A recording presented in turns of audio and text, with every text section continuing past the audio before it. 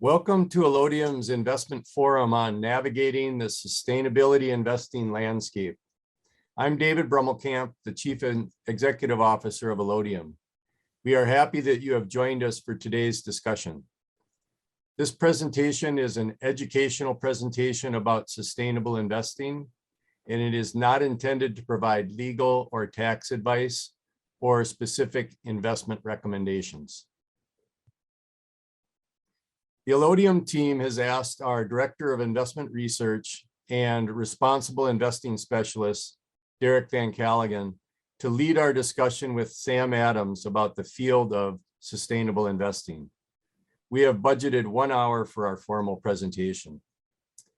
At the end of our formal presentation, we have set aside 20 minutes for an optional question and answer session where we will field questions submitted from the audience. All of our webinar participants today are encouraged to submit their questions during the presentation.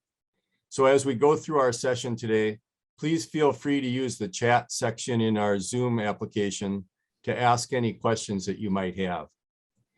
Derek will plan to address all your questions in the Q&A session at the end of our formal presentation. Sustainable investing can be described as global assets under professional management with a sustainable objective. Large institutions have been using sustainable investment strategies for decades. However, it has also started to become more popular with individual investors in recent years. With the rapid increase of attention sustainable investing has garnered, we wanted to develop a presentation that can be a resource for investors wanting to learn more about this type of investing. It is our pleasure to have sustainable investment manager and author Sam Adams with us today. Sam is the CEO and co-founder of Vert Asset Management, where he runs a global sustainable real estate fund. We have known Sam for a number of years, primarily through his work with Dimensional Fund Advisors.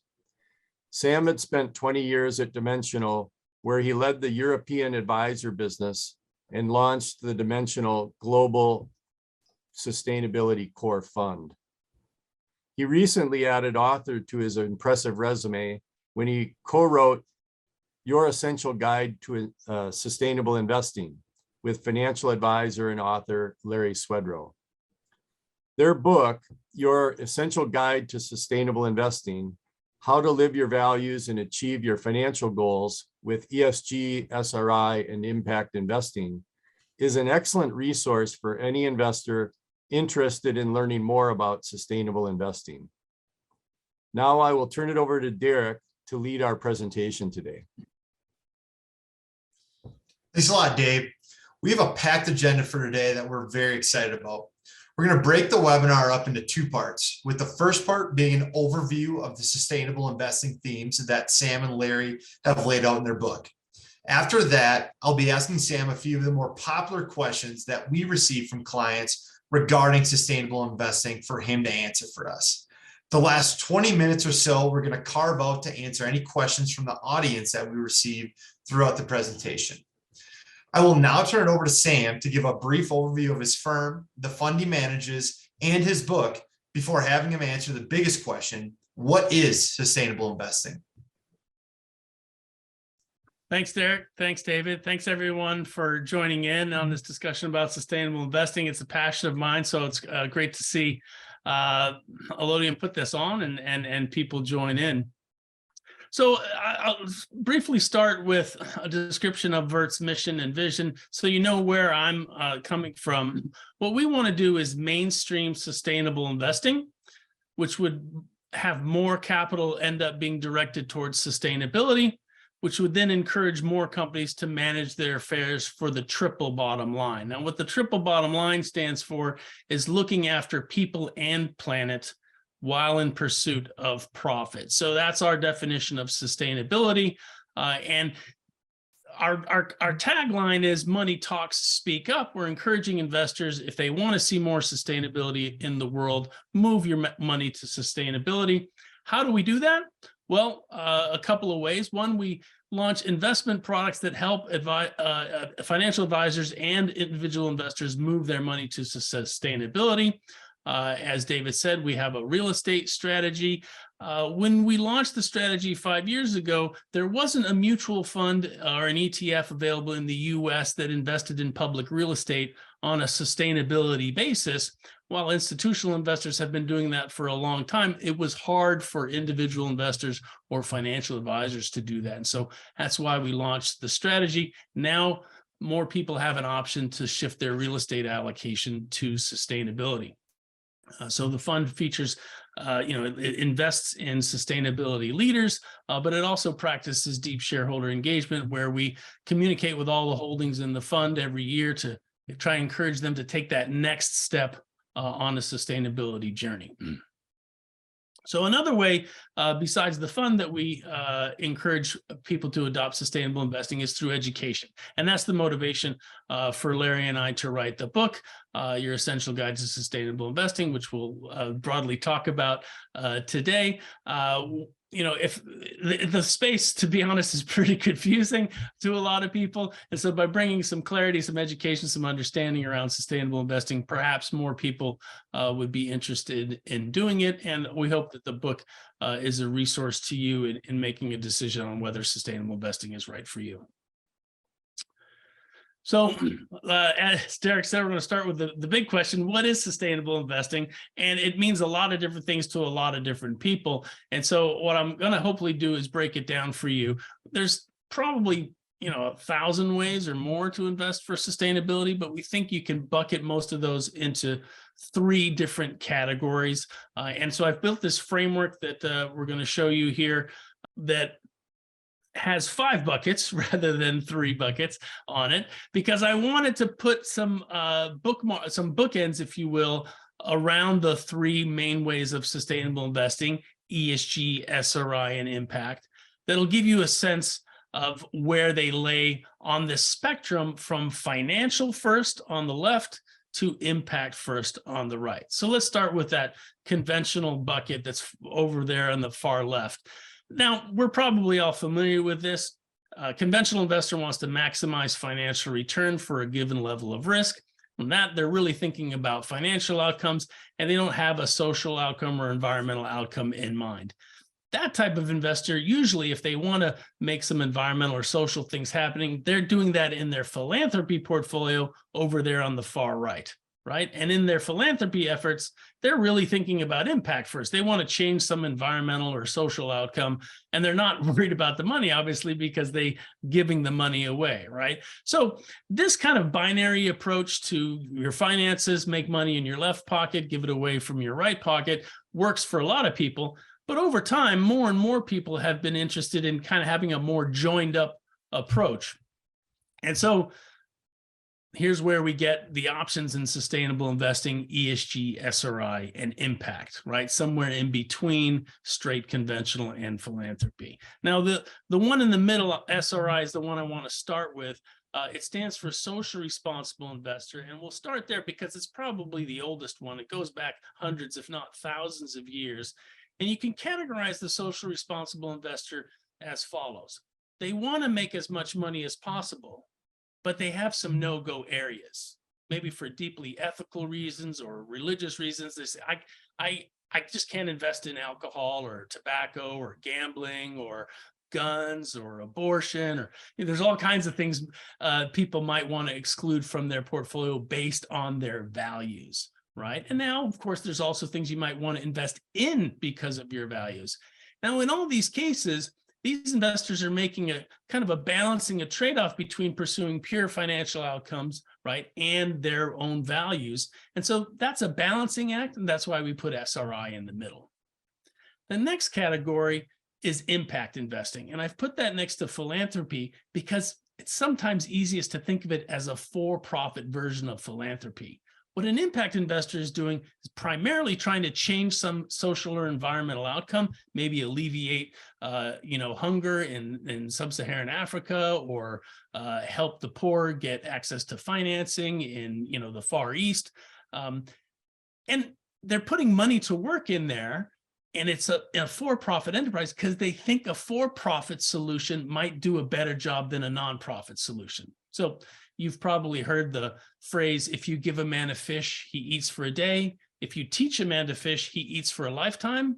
This is, let's give that man some capital, help him buy a boat, maybe launch a fishing business, and feed that village for a lifetime, right? So perhaps a for-profit method is better at solving long-term problems than nonprofit philanthropic version in some cases. So that's the idea behind impact investing. And that's usually investing in private companies or private projects or private debt vehicles. Now, the last one is ESG. You see it's over here in that blue shaded bucket. It's value driven.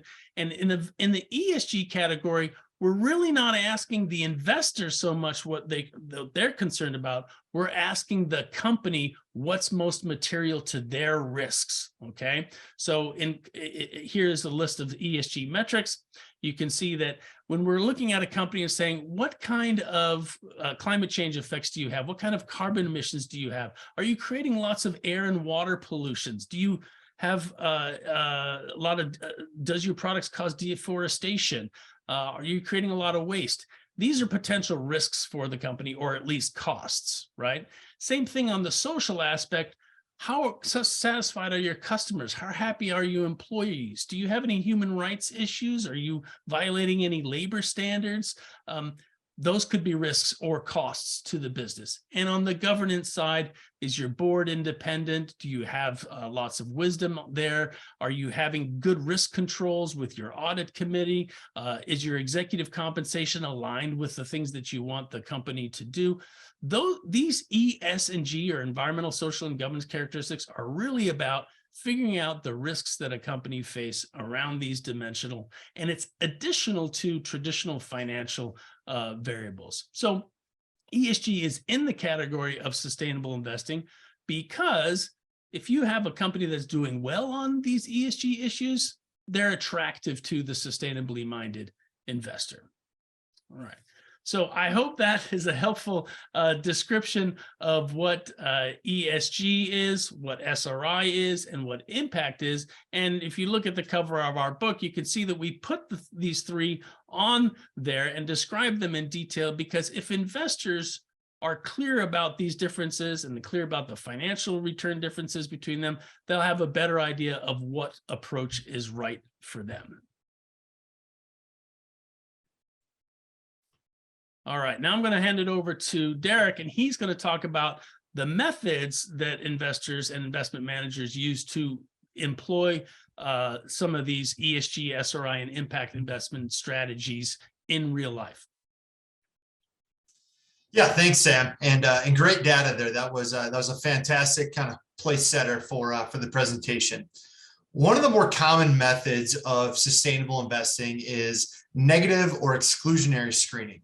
So for socially responsible investors, this is going to be the process of excluding companies from a portfolio based on a specific criteria. So some of the more common values-based exclusions are shown here, such as alcohol, gambling, tobacco, weapons, kind of what's traditionally known as the sin stocks. Another way that managers can use these negative screens is to exclude companies that fall below a certain threshold of ESG performance. Now, negative screening sounds simple in principle. However, it can be tricky in practice. If you're trying to build a sustainable portfolio by using commingled investments, such as, say, mutual funds or ETFs, it may be difficult to find a diversified portfolio that excludes all of the companies that go against your values. Now, positive or best-in-class screening is the opposite of negative screening. So instead of excluding companies based on a specific criteria, you may choose to include or overweight certain companies based on that criteria. So for example, if you wanted a low carbon portfolio, you could overweight the companies in each sector that have lower than average carbon emissions. Some best-in-class strategies include buying companies that have an above average ESG score. So now, as Sam mentioned earlier, ESG is the newest and one of the more popular forms of sustainable investing today. ESG integration is a methodology where an investor incorporates environmental, social, and governance metrics as part of their overall evaluation process. Metrics that investment managers may analyze are things like climate change and carbon emissions, waste management, labor standards and human rights records, board composition, and executive compensation. These metrics are not about the individual or personal values. Instead, they're clearly about the issues that may be material to these companies. Now, corporate engagement is the use of shareholder power to influence corporate behavior. Many investors forget that when you own stock in a company, you're actually a part owner of that company along with the other shareholders. Investors and investment managers can increase their influence by joining coalitions. A good example of one of these coalitions is called Climate Action 100, which consists of 545 investors whose main initiative is to ensure that the world's largest greenhouse gas emitters develop a plan to tackle climate change. Active shareholder engagement is important to many sustainable investors. They want their manager to use their voice and vote to push for positive change within their portfolio of companies. Engagement is a method that many ESG, SRI, and impact strategies already employ. Now let's talk about who's investing for sustainability. According to US SIF's report on US sustainable investing trends, there were 8.4 trillion, that's trillion with a T, dollars invested sustainably at the end of 2021. This amount has been increasing exponentially over the past decade, as you can see here by this chart, and flows into sustainability investing have tripled in 2021 compared to just 2 years prior. With all this money flowing into sustainability investments, there are now over 500 sustainability funds and ETFs available here in the US alone. Now, many of the world's most sophisticated institutional investment managers and consultants have embraced sustainability investing. European and Asian pension funds have led the way with this type of investing. Back in 2008, 2 Dutch pension funds, ABP and PFZW, which you can see here on the slide, teamed up with their investment managers to develop a new benchmark designed to measure the sustainability performance of the real estate companies in their portfolio.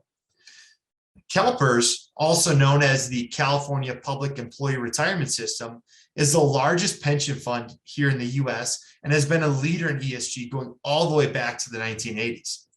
In 2015, CalPERS began requiring all of their third-party investment managers to integrate ESG metrics into their investment processes.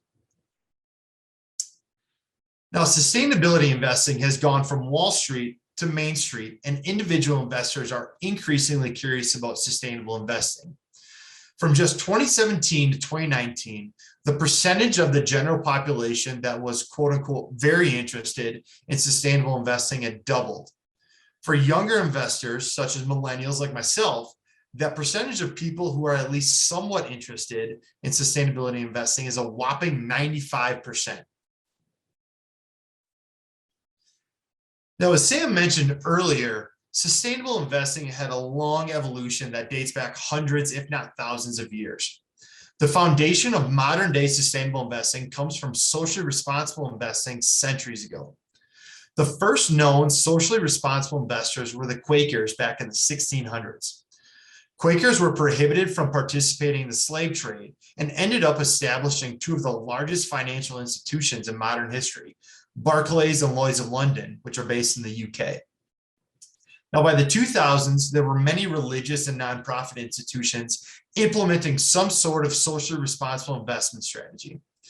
However, sustainable investors lack data that could push their sustainable investing to the next level across more companies and more asset classes.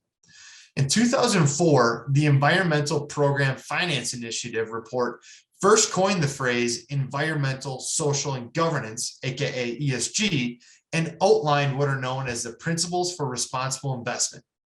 As of 2020, the Principles of Responsible Investment had over 3,700 signatories, managing over $100 trillion worth of assets. Now, with the number of sustainable money managers and investors increasing, public companies have felt the pressure to begin to report on their material, environmental, social, and governance risks by issuing what's called corporate responsibility reports. These reports are voluntary and include information on the environmental, social, and governance progress that each company is making. In addition to companies being more transparent by issuing these types of reports, there are also a number of independent rating agencies focused on ESG metrics. As of 2022, there are over 140 rating agencies collecting ESG data on companies. We will now have Sam wrap up the presentation portion of the webinar discussing sustainable investing performance and the impact that it's having. All right, thanks, Derek. So performance is literally the trillion-dollar question or multi-trillion-dollar question, right? Can we invest for sustainability without hurting our financial returns in our portfolio? And there are lots of theories on why sustainable investments will have better performance. There are theories on why they'll have worse performance.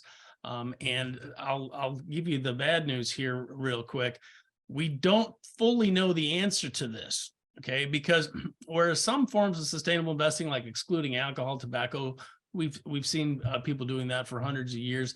This newer form of sustainable investing called ESG investing is only about 20 years old at the longest. And so whereas we can look at stock market data on, say, how large caps versus small caps have performed over the last 100 years, or value versus growth, or equities versus bonds, we don't have that kind of data on ESG or green firms versus brown firms, or socially responsible firms versus less responsible firms going back that far. So we're really left with some theories here. And so let me share with you a couple of them. There's some arguments that ESG or sustainable strategies will do better because the companies are less risky, right? If you have less polluters in there, they're going to have less environmental fines. There's going to be less product boycotts, perhaps, or less product recalls. There's going to be maybe less lawsuits, less problems in the more sustainable firms. There's also arguments that these are the firms that are innovating and creating the solutions for the future, you know, the cleaner and better ways of doing things. There's also the argument, all that chart that Derek showed you with all that money pouring into ESG strategies, maybe that's lifting those stocks. That's the ESG momentum argument. And of course, there's the counter arguments that ESG strategies might, or sustainable strategies might underperform. They're less diversified. If you're excluding a lot of firms, they're certainly less diversified. They might charge higher fees. There is a documented sin stock premium. One of the highest performing type of company over the last 100 years is tobacco stocks. Who knew, right? And so if you exclude those from your portfolio, maybe you're missing out on some of those excess returns. And then the last one I want to mention real briefly is the lower cost of capital. You know, all of the things being equal, a company that is more sustainable is more efficient and better run. We'll see some research on that in a second. Now that's a safer company, right? And safer companies tend to have lower returns because they're less risky than riskier companies. And so you might not have lower risk-adjusted returns, but you might have lower overall returns, but a safer portfolio if you invest in a sustainable manner. Now, those are the arguments on, you know, better or worse. But here's what we do know so far. You can achieve very similar returns from sustainable investing if you keep your portfolio similar to your conventional portfolio in terms of its asset allocation, in terms of the due diligence you use, and in terms of the factor tilts that you construct into your portfolio. Let me kind of describe this with an example, perhaps, with the next slide. This is a graph of two indices from Morgan Stanley Capital International. The blue line is the ESG leaders, and the yellow line is the same group of global equities, except for all of the securities in that group rather than just the ESG leaders. Now, these two strategies have been designed to capture the market rates of return, albeit one of them just investing in the ESG leaders. And you can see from the graph over these last 15 years that the returns are very similar and the risk is very similar. So when you keep the asset class the same, the asset allocation the same, and the tilts the same, and you're not charging excess fees and those types of things, you can get very similar returns. And this is backed up by the fact that that slide Derek showed you with all the big institutional investors investing this way, those are fiduciaries, charged with managing the retirements of the, lots of the Japanese public employees or the California public employees. They have a duty to not compromise on the financial returns for their investors, and they figured out a way to do that with sustainable investing. So I want to talk a little bit about the academic studies that go into this performance question, because there's a lot of them have been done. In fact, way too many to review in the book. We do several dozen, but that's not by any means all of them. But there's two studies that are called meta studies. They look at large groups of academic studies into performance and see what are the general conclusions across all of those. And this one done by Oxford in the UK shows that 90% of studies show that ESG standards lower the company's cost of capital. That's a good news story for the company. They can finance more projects. 88% of the studies show that solid ESG practices result in better operational performance. And another 80% of studies show that stock price performance is positively influenced by good sustainability practices. So it doesn't seem like from that meta study, you're going to get hurt too badly investing in sustainability. And this other study done by Deutsche Bank, which looked at over 2,000 empirical studies, came to similar conclusions, i.e. 90% of studies showing a significant correlation between ESG and corporate financial performance, i.e. better ESG scores, better corporate financial performance, right? So there's a link between an ESG, a company that's doing well on ESG is doing well financially. So there's not, given if you construct the portfolios in a sensible manner, not a lot of risk of underperformance over the long term. All right, so that's the performance piece. Now I want to shift gears and talk about the impact, because really, what's the point of shifting all this money to sustainability, right, if the companies don't change their behavior, right? When I described Mert's vision, our theory of change is that if we move a whole bunch of money into sustainability, will companies respond? Well, here are the numbers of how much money is estimated is invested in sustainable strategies around the world. And the number on the right there says 35.9%. So that's about slightly more than a third of all professionally managed money around the world is invested in some type of strategy that invests for sustainability. Now that's a big number, right? Now let's put on the CEO or CFO hats. Imagine you work at a public company and you're thinking about launching your next product or, building the next factory.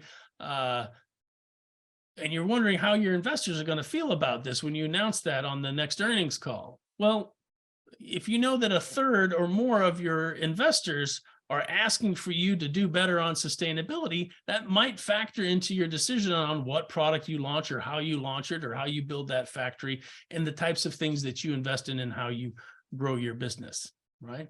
So that's the theory. We saw some data from Derek there that more and more of these companies are starting to report their ESG performance. And we can see now that they're also starting to make more commitments, as we'll see on this next slide. So take a look at the right here, where you see this graph of purple and blues just shooting up, and it says 63% there of companies have set a major climate milestone or have achieved one already. Okay, so what this is a group of the Fortune 500 global companies, one of the largest 500 companies in the world. 63% of them have said, we're going to set a target to meet a Paris-aligned goal, like a science-based target of getting to net zero by 2050, or we've committed to changing completely to using renewable energy, 100% renewable energy by, say, 2030 or by 2040. 63% of companies have now made a climate milestone as a goal for their corporation. That is a wonderful amount. It's not 100. We still have 37% more to go, but that's what's happening. And we think there's causality there. It's a link between what the investors demanding and what the companies are responding with. Of course, I can't prove that to you in a court of law, but it seems plausible to me. Let's not forget also the impact of our consumers and our employees as well. And this is the chart on the left there, a study that Yale does every year called the 6 Americas. And they ask a series of questions about Americans' beliefs in climate change. And they see how many of Americans are really alarmed about climate change, how many are concerned, how many are cautious about it, and then how many are disengaged, doubtful, and dismissive. And what's really surprising to a lot of people is that now that 75% of Americans are on the left-hand side of this, which means that they are worried about climate change and they would like to see something done about it, right? So these are employees at these companies. These are consumers buying more sustainable products, right? So there's a lot of pressure on public companies from consumers, from employees, from investors, from regulators to be more sustainable. And I think we can see that in the commitments that they're making. All right. All right, great. Thanks for all that great data, Sam. And just to circle back real quick, talking about the performance of ESG or sustainability investing, because I know that's one of the first questions that we get. Is it going to be a performance hit to invest sustainably? And we only had 2 slides on performance, but in your book, I know that is, I think, by far the biggest chapter going into all the studies. So if you want to learn more about that, the chapter on performance in their book is very, very detailed. So just shifting gears and transitioning to the second portion of the webinar, where we're going to ask Sam a series of questions that are pretty popular questions that investors ask us, with the first question here being, does being sustainable put a constraint on company profits? Yeah, well, it certainly can, right? You can imagine any type of constraint can, remove the degrees of freedom that a company can has. And so a lot of people associate sustainability with a constraint, but it can also be a source of profits, right? So here's the reality of the situation that we're in right now. A lot of companies have the opportunity to implement a sustainability project now. Like, for example, they could renovate some of their heating and air conditioning systems and put in a more efficient unit. When's the right time to do that? Is that now, or should they let their equipment age a little bit more? They're going to save money on their utility bill going forward, but when does that upfront investment pay for itself? And this is the real question that we want companies to ask. And when they ask it, they'll find that there's more sustainability projects that they can invest in now than they probably have thought of. So, for example, I live in Southern California. When I'm flying into Los Angeles, okay, I fly over tons and tons of warehouses, the minority of which have solar panels on the roof. Now, this is free space on top of their roof, right? Solar power is very profitable in Southern California and lots of other places around the world.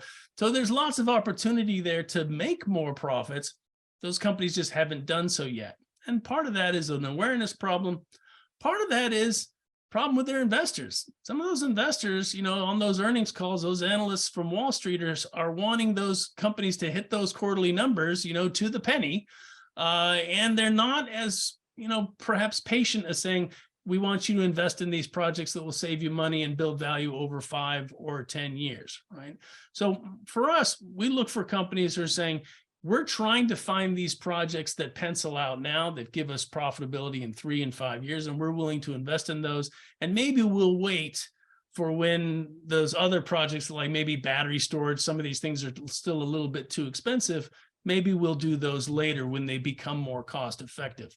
But at the moment, I think there's a lot of opportunity for companies to do more. Yeah, great answer, Sam. Now, the next question, and this kind of dovetails with a question that we just got from the audience, and it's a question that we have to ask, without getting too political, but there's obviously been, ESG has come up in the mainstream news cycle quite a bit over the last, say, 12 to 24 months. And there appears to be a political battle going on over ESG. Is this type of investing pushing a quote unquote, leftist agenda?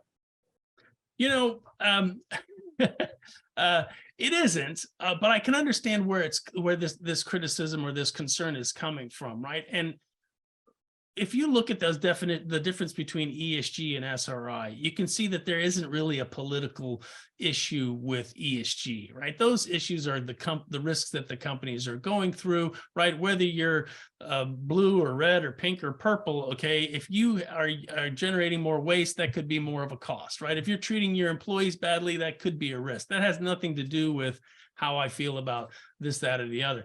SRI can be an agenda, right? I'm not going to invest in guns, or I am going to invest in guns, or I'm going to avoid abortion, or I'm not going to avoid abortion.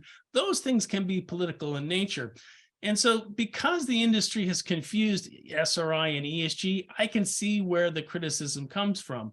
But sustainable investing from an ESG perspective, there's nothing woke or leftist or progressive about that. That's just simply saying, hey, we're going to need companies to operate more sustainably going forward to, counteract the effects of climate change.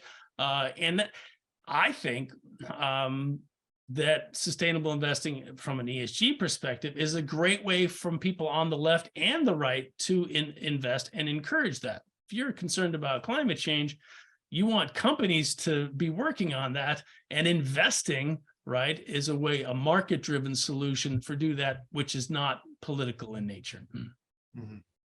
Yeah, no, I totally agree, Sam. And you kind of talked at the beginning of the webinar about the triple bottom line, and it's all about, previously capitalism was all about worrying about the shareholders, enhancing shareholder value. Now it's just a matter of, okay, we have to worry about shareholders, but it's also, the external stakeholders as well, where I think, the ESG metrics, you're trying to take into account the stakeholders, not only the shareholders, and what kind of effect the company is having.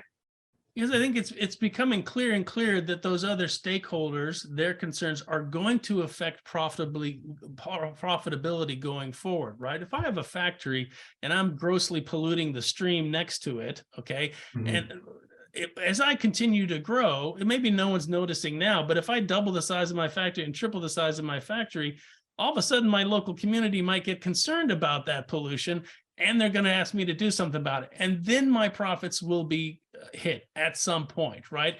It's becoming less and less likely that people can continue to pollute or treat people badly without getting caught out at some point there. And so bringing these external factors into the investment equation is a way to protect profits over time. Mm-hmm. Yep, exactly. Great points. All right, question number 3, Sam. So today we spent a lot of time talking about, maybe some of the positives of sustainability investing. Now, are there legitimate criticisms to sustainability investing? And if so, what are they? Yeah, it's not all sunshine and roses, right? There are some real challenges with sustainable investing. And the first one we were just kind of talking about, it's a confusing space. And the industry and the media has not done a good job of differentiating between the different types of sustainable investing. And so it creates a lot of confusion, and now you get political pushback, and it's not helpful at all, right? So that's number one, is that it'd be great if the nomenclature, the terminology, and the descriptions of what the different types of sustainable investing are were clearer to people. That would help out in a lot of ways. Another big challenge with sustainable investing is the data, right? ESG data is getting better all the time, but it is not anywhere close to the standardization and the robustness that we have come to enjoy from financial data.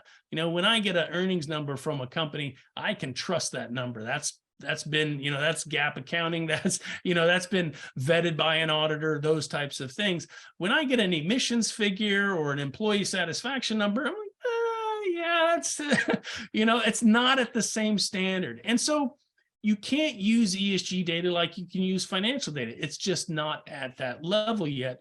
So we need to be careful in how we apply some of these data. And again, the confusion over terminology gets caught up in this issue as well. There's a lot of criticisms over ESG ratings, and ESG ratings are just opinions, so that's valid to criticize those. But people confuse ratings with data, and so we're again in that issue where nomenclature makes a big difference. And what we really want out of the data is not more ratings. We want ESG data to be standardized and robust, just like financial data, and then it will become part and parcel of the capitalist system. And then, there's a big criticism in the media a lot about greenwashing, and that is a valid criticism of ESG investing. But I'm always surprised that this is such a this comes as such a surprise to everyone else that companies are greenwashing. Really? Like, I mean, that's what companies do, right? Our product is fantastic. There's no problems with it, right? If you've ever been on an earnings call, that's what CEOs do. They're like, my company is fantastic. Our profits and products are flying out the door. They don't really want to share with you all the, what's really going on behind the scenes. So we shouldn't be surprised that some fund managers and some product providers have been a little bit too enthusiastic with their sustainability credentials. There are some bad actors there, but they're a minority, I believe. And so, yes, greenwashing is a valid criticism, probably been overblown a little bit, as we're all, caveat emptor, investor beware of the claims that companies and fund managers make. Mm-hmm.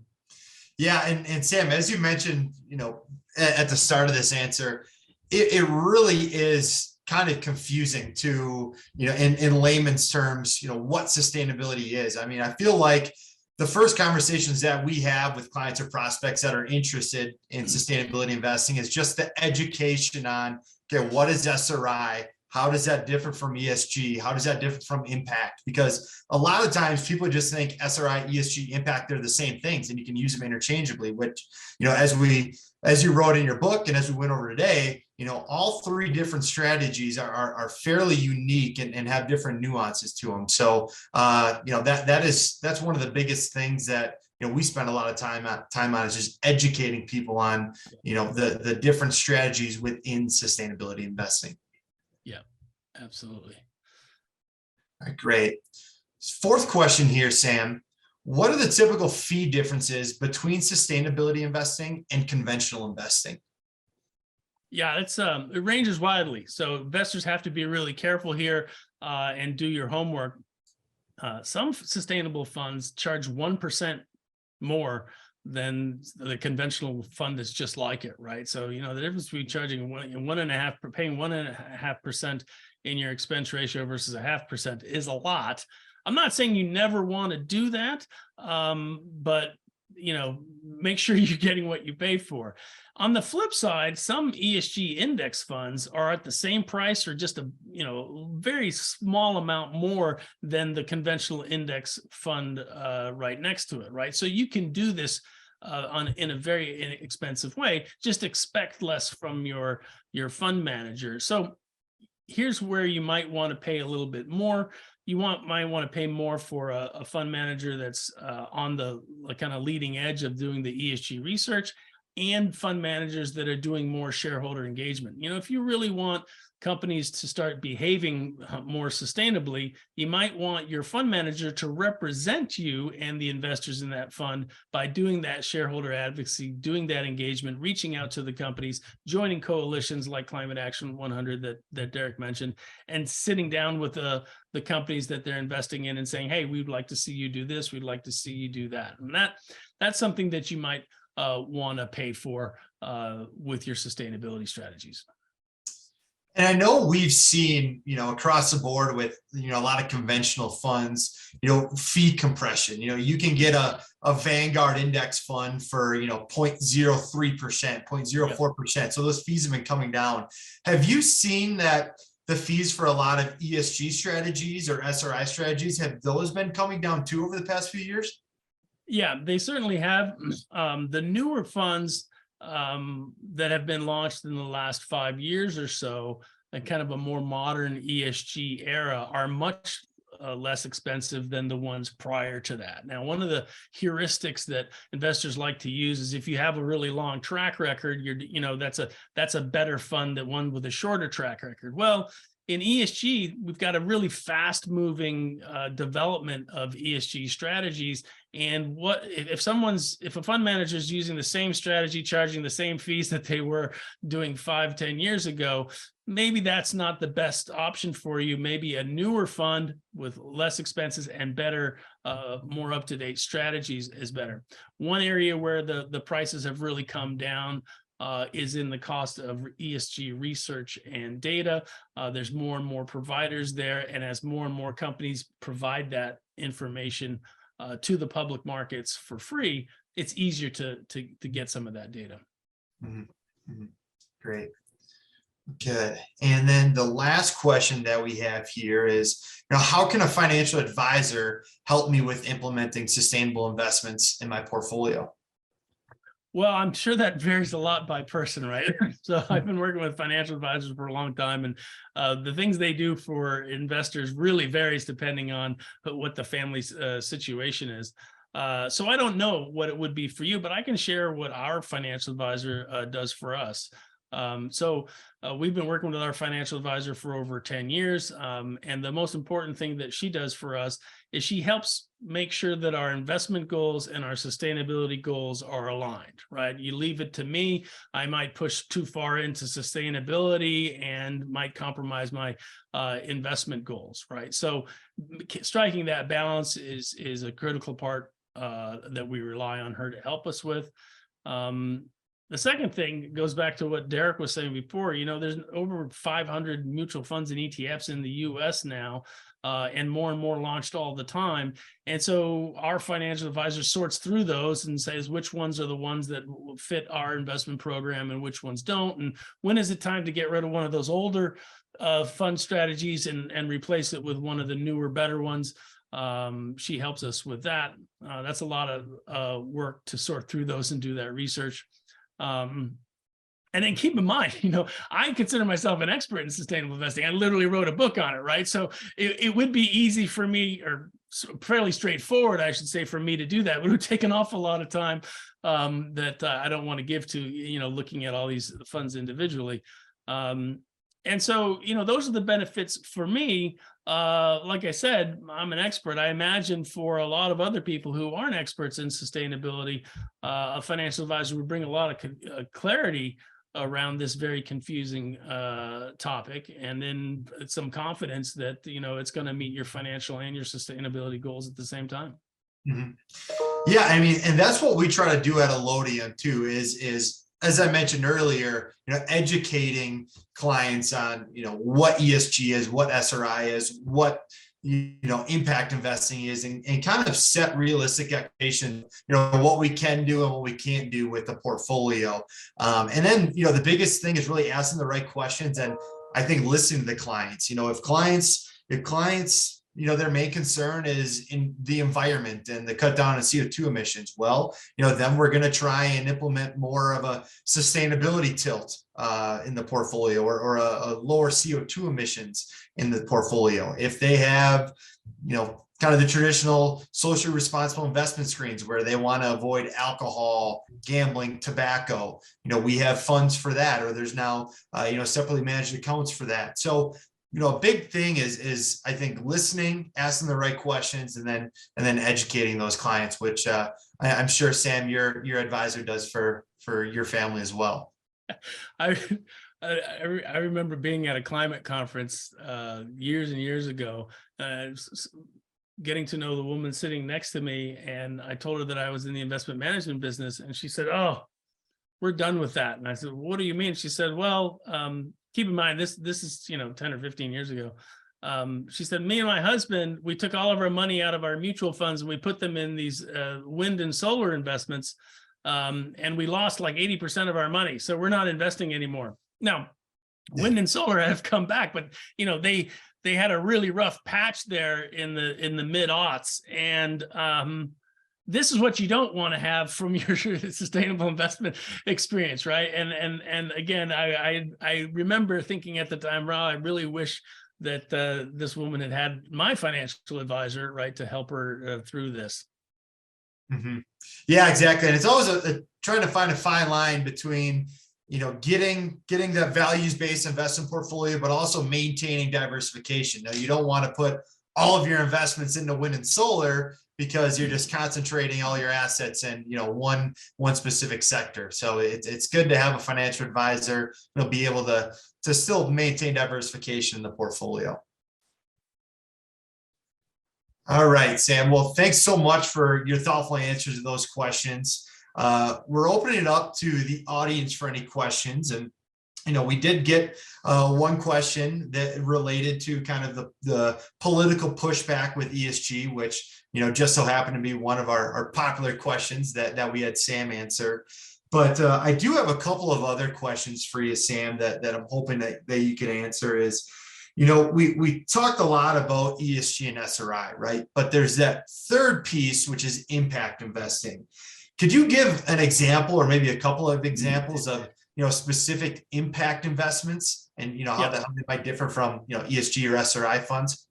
Yeah, I mean, a lot of people have used impact investing for the whole space, which is really confusing. We reserve impact investing in the book and the way we talk about it for, private projects and private companies and private debt things to really distinguish it from, equity market investing and debt market investing.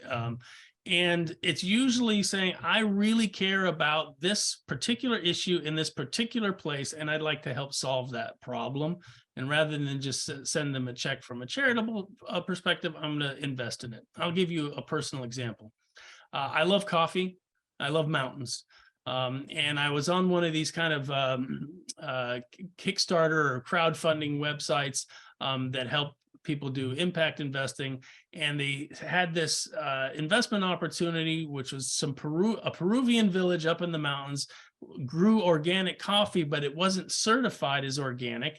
And they needed $5,000 to get their beans certified, and then they could charge higher prices in the market and, be certified organic. I said, okay, this is something I want to invest in. And I sent them a couple $100, and I was all excited. I kept getting emails back saying, oh yeah, you and a bunch of other investors have given them enough money. They've started their certification process. 6 months later, the certification process has been approved. And then 6 months after that already, they paid the loan back. And so I got the couple $100 back into my crowdfunding account. And as I just thought that was great. I helped create more organic, or at least certified more organic coffee beans in the world. And I was like, this is fantastic. And now I can find another project to put these proceeds back to work in. And while I was doing that, thinking about what to invest in next, the crowdfunding platform that I was using went bust. And they sent me an email that said, we're going bust. We can't, the administration of this is more expensive than we thought. Would you like to have us send you your money back to your bank account, or would you like to contribute it to our closing down costs? And I said, well, it was a good experience. I'll contribute it to your closing down costs. Right. And right then my impact investment turned into a philanthropic a gift. Right. And that's kind of where impact investing really is. You can make a couple 100%, but you can also lose it all, right? Because it has that private equity, private debt nature. And again, the motivation is, usually in a single location or a single group of people, a community where you want to solve a problem. And there's lots and lots of opportunities to do this. Unfortunately, it's hard for individual investors to either vet these strategies, and a lot of them you need to, from a regulatory perspective, you need to be a sophisticated or accredited investor. Hopefully, there will be some new solutions coming out in the future where more and more mainstream investors can do impact investing. But for now, it's still kind of a limited universe. Mm-hmm. Mm-hmm. Great. And we just got another question here from the audience. So this is directed at you, Sam. Do you have foundation or endowment clients that invest in your Vert fund? And if so, are you seeing a shift in greater acceptance of impact investing from say endowment clients?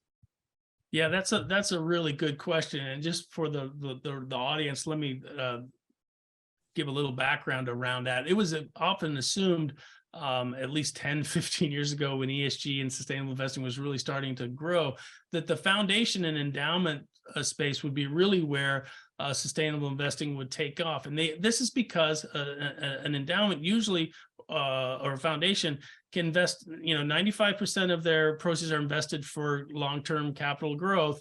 And then they take 5% of that portfolio every year and give it to their cause, right? That's broadly what happens. And so the idea is these people are mission oriented. They'll want to invest for their mission. And so they will adopt more sustainable investing strategies with that corpus, the 95%. And there's always been a frustration in the sustainable investment community that more foundation and endowments didn't move faster. They seemed like the first candidates to do this. Now, part of that was a fiduciary aspect. They were required by law to maximize financial return, and it was unclear in the early days whether you could do that with sustainable investing. But now that we know that with ESG investing, you can match the returns of the market, more and more people are becoming comfortable with that. So yes, we have seen more endowments and foundations start to move, particularly around the universities and the colleges. But I would say that some of them have been leaders, but more of them have been followers of the big institutions, right? When the really big institutional pension funds do this, it gives kind of cover for all of the rest of us to do it as well. Mm-hmm. Mm-hmm. Great. Now, kind of along that same line, I do have another question for you, Sam, but, are there certain asset classes that, have more ESG or SRI investment options than others? Like, is it easier to invest in an ESG fund if you're investing in equity in like domestic equities and versus say emerging market equities? Just kind of, I'd love to hear from you, where it's easier to invest sustainably and where it's maybe not as easy as of right now.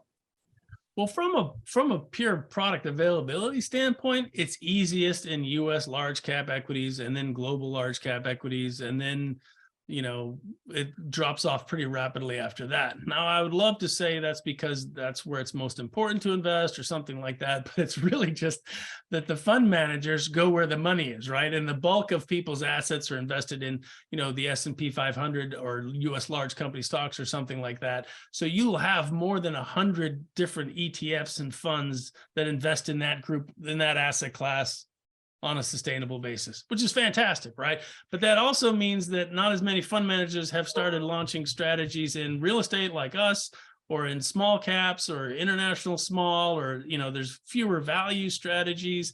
There's only a handful of emerging market strategies. So it gets pretty thin when you get into those smaller asset classes that don't attract as much assets. Now it's getting better all the time, with 500 funds.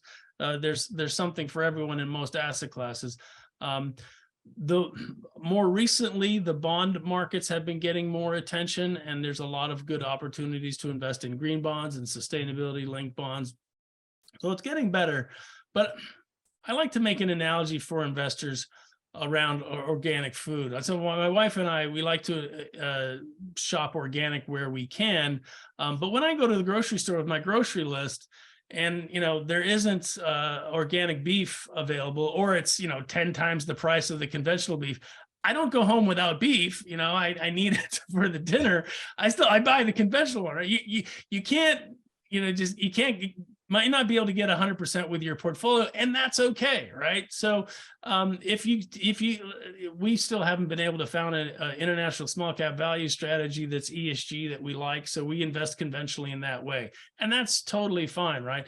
No one's going to become sustainable overnight. No company is purely sustainable. This is a journey, not a destination. Mm-hmm.